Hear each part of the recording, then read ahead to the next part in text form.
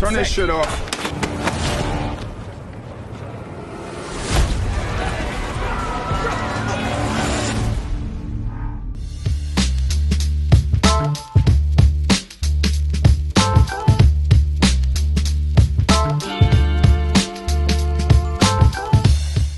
What's up, YouTube? It's your boy Mark Dark, and I'm back with another video, and tonight I will be talking about Wu-TANG in America's Saga Season 1, Episode 6. This is the recap. Now I'm going to try my best to go over all the key points. If I miss anything, you guys leave it down below. Overall, this was a very good episode. The ending of the episode was crazy, man. So I want to know y'all predictions, y'all thoughts on this latest episode. I can't wait to see how it all unfolds in next week's episode. I think it's going to get very interesting. Now let's begin. We begin this episode off with Jerome. Now he's come back into town, and we can see based off what Linda is telling him that the two had a past. You know, we can tell that Jerome wasn't the best dude in the past, but he's come back to try to fix things, to try to change. He's telling Linda that, you know, he has some land in Ohio and he's doing pretty good, and that he's going to sell it eventually. He's going to make all this money. He's telling his son, Randy, that, you know, he's pretty much going to save them. And Linda, she's kind of upset. She's like, look, stop telling your son all these fairy tales because in the past, you never came through on him. Now, Jerome is like, look, this time I'm for real. Just trust and believe me. I'm for real this time. I'm taking this serious. And I have land in Ohio. So we're going to see exactly if that comes true.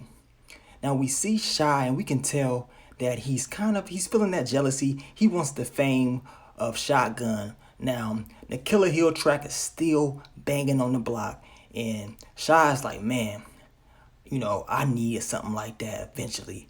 Hopefully he gets it.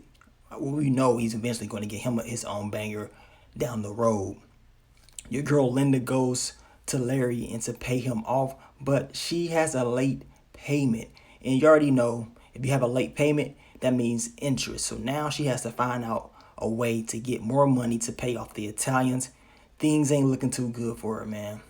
Now Cherie, she is very pissed off because Randy is kicking it with his father Jerome, and he's skipping school. Now Jerome tells her, look, I'd rather teach my son myself than have him up in the classroom.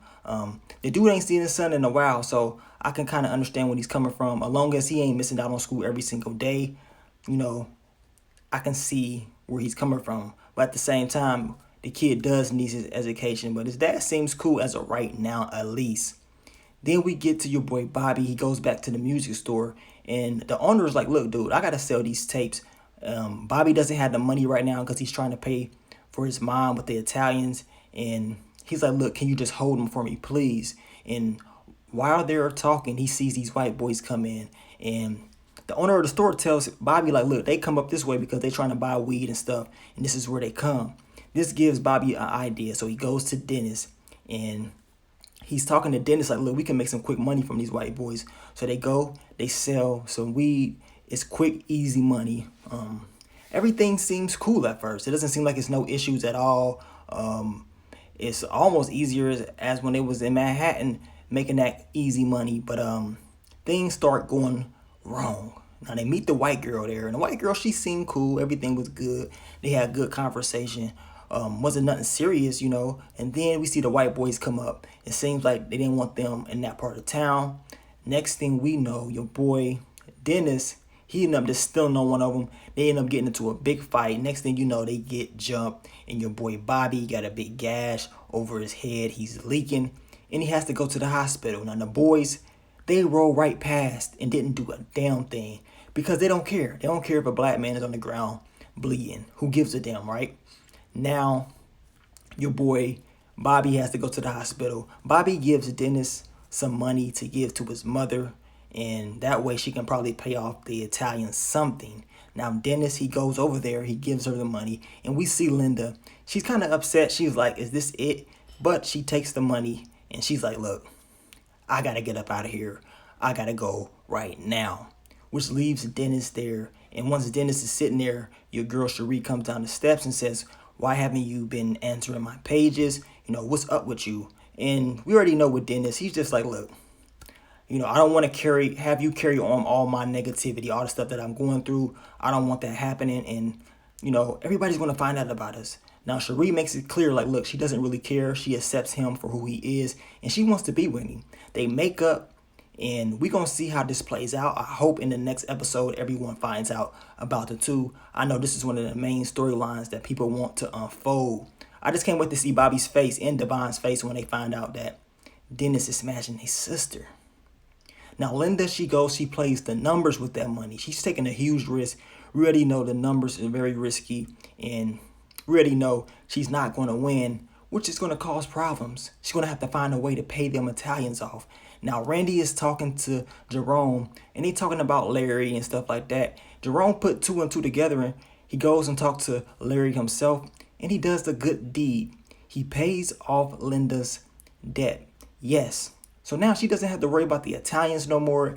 Everything is cool. And Jerome's like, look, I told you I'm a different man. You know what I'm saying? I just sold this land in Ohio. Give me my props. You know what I'm saying? Just tell me that you trust me. And Linda says she trusts him. Seems like things are going to be good as of right now. Hopefully they keep this character around because Randy does need his father. Now, Miss B, she's upset because the boys, they out making all types of noise. They rapping out there, having a good old time. Sad thing is this, she gives them a good conversation about the past, and they start disrespecting her, throws a rock inside of her apartment. She gets pissed off, and she's like, look, I'm through. I'm calling the cops. She calls the cops, and then this is when the episode gets crazy. Now, Shotgun out there, he's spitting bars like he always do.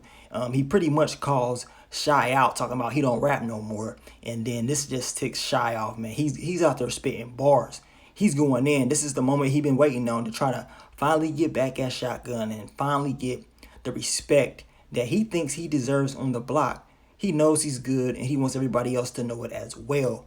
But the boys are here. Now, Divine's stupid ass, he almost got caught with product on him. Luckily, he hit it. He threw it down the dumpster thing, and while him and the officer was coming back, they see all-out riot start to break out. We see Hayes and Officer Stevens, and everything was cool at first. Hayes is just telling him just to chill out. He got everything. Stevens gets an attitude with him, and next thing we know, they start fighting. Well, actually, they didn't even start fighting because Officer Stevens tased him right in the back of the head and then chokes him out. Like, I thought he was going to let go. He just kept choking him and choking him and choking him. And I'm like, damn, is anyone going to help? The officers wouldn't let nobody jump in. And this dude was choking him out so bad. I mean, he was lifting him off his feet. And no one stopped it. They wouldn't let nobody in there. All the other police officers, man, they all dirty. They don't give a damn about him at all. We can see Divine is very pissed off. And then we see everybody just sitting and watching as Hayes' body lays there. We see your boy Shy. We see Shotgun and Rebel. Everybody's just pissed. They're like, man, we was all just having fun. Everything all was just good. Now what? This was an episode that ended very sadly because this dude, he seemed like a cool dude, man. He was looking out for a lot of these guys, helping them get money. And he was actually on some positivity stuff, trying to stop all the nonsense that was going on that court. Then we see Bobby. He's coming back from the hospital. He's recovering. I want to know how he's going to feel when he hears all the news about what happened. And then we end the episode off with your boy Dennis and Cherie. They're walking in the neighborhood. So that means they trying to let everybody know that they're together. We're going to find out. Hopefully it's the next episode. Hopefully everyone finds out the truth. As I told you guys, I can't wait to see Bobby's and Divine's reaction when they find out that Dennis is smashing their little sister. It's going to be crazy. But overall, this was a very solid episode. You guys let me know. What do you think about it? Leave your predictions, theories, everything down below. Let me know how you felt about it. And I will catch y'all next week. But let me get on out of here, man. It's your boy Mark Dark. I'm out. Peace.